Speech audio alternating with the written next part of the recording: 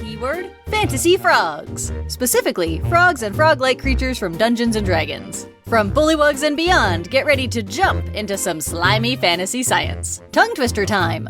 5 funny fantasy frogs. 5 funny fantasy frogs. 5 funny fantasy frogs, 5 funny fantasy frogs, 5 funny fantasy frogs. Fantasy science. Did you know that there are normal frogs in D&D? While they may not have any effective attacks, if a druid turns into a frog, they would have a +1 to perception and a +3 to stealth, since no one suspects a frog. But their jump is 10 feet forwards and 5 feet up, which doesn't seem quite right. Let's investigate. The jumping ability of real-world frogs varies widely, but generally most frogs can long jump 30 to 50 times their body length and 2 times their height. And some small frogs can jump up to 50 times their body length and 10 times their height.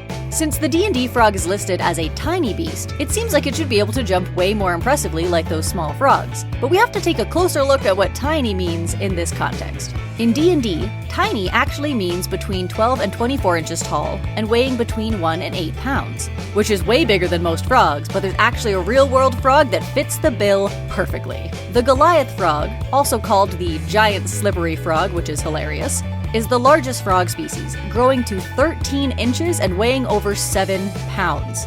That's the size of a small cat! While I couldn't find information on the Goliath frog's jump height, they can jump up to 10 feet forwards, making the D&D guide surprisingly accurate. But what do you think about that stealth bonus now? Would you take notice of a frog this big? Let me know in the comments. And then there's the D&D giant frog.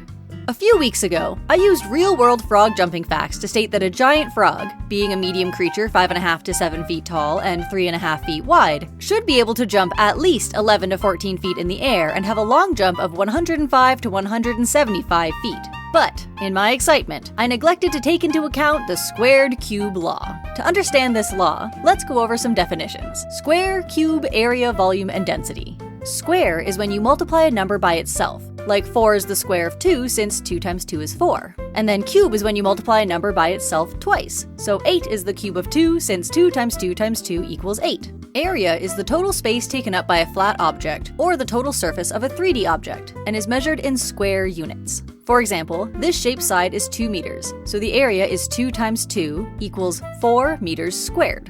Volume, on the other hand, is the total space an object takes up, or its capacity, like the amount of water a water bottle could hold. With this shape's sides being 2 meters, we multiply 2 times 2 times 2 for a volume of 8 meters cubed.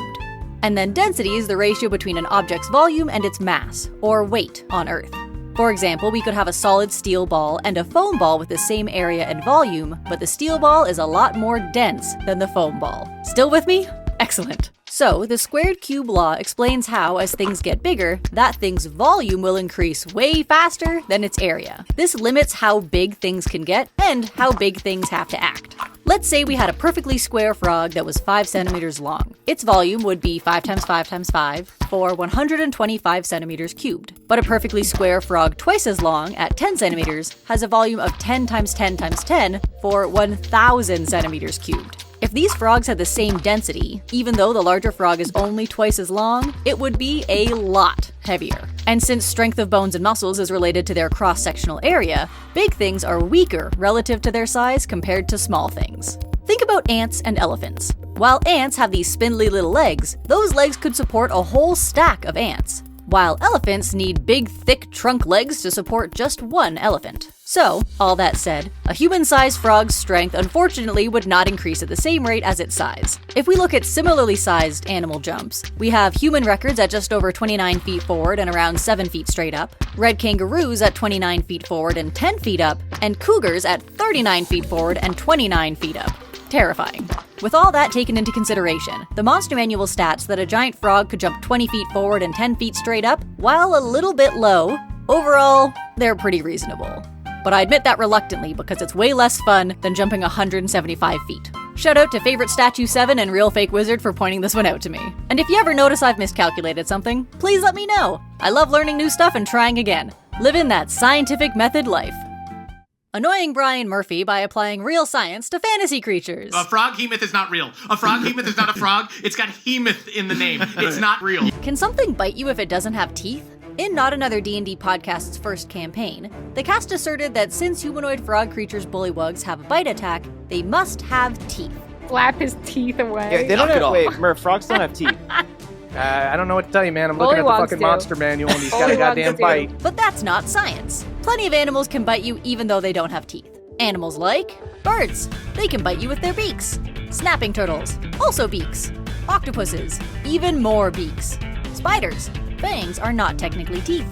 Toads, just a big ol' mouth. And some frogs.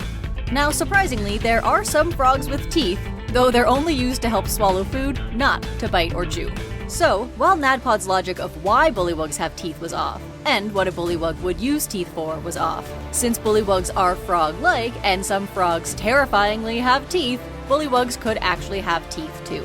Debate it with your DM! Should you lick a grung? A grung is a small humanoid frog-like creature from D&D. Grungs are perceptive, stealthy, and, just like 220 real-world poison frog species, they're brightly colored with poisonous skin. Where real-world poison dart frogs are only poisonous thanks to their diet, and can be rendered harmless when fed crickets and other non-poisonous insects, grungs are born poisonous. If any creature touches a grung, they have to roll to see if they become poisoned, which is not fun since being poisoned in D&D means you have disadvantage on attack rolls and ability checks.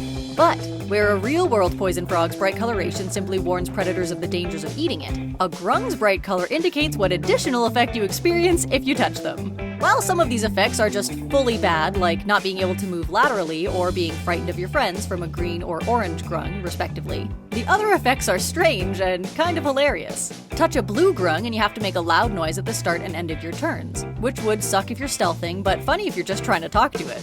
Gold grungs charm you, which is bad, but also make you able to speak grung, which I mean, fun. But my favorite are the effects from red and purple grungs. Touching a red grung means you have to spend your turn eating any food in reach, while a purple grung creates in you a desperate need to soak yourself in liquid or mud, and that is all you're allowed to do on your turn. The randomness of these additional effects, for me, puts the grung somewhere between a poison dart frog and a cane toad or Sonoran desert toad, whose venom can produce psychedelic effects at low doses. And getting snacky, seeking comfort in unusual but natural sources, or feeling like you have to adhere to an unusual set of rules definitely has drug trip vibes. So, would you lick a grung? Let us know what color you would lick in the comments. And there you have it! Tiny D&D frogs, giant D&D frogs, bullywug teeth, and psychedelic grungs. If you liked this video, please make sure to hit that like and subscribe button, and we'll see you soon.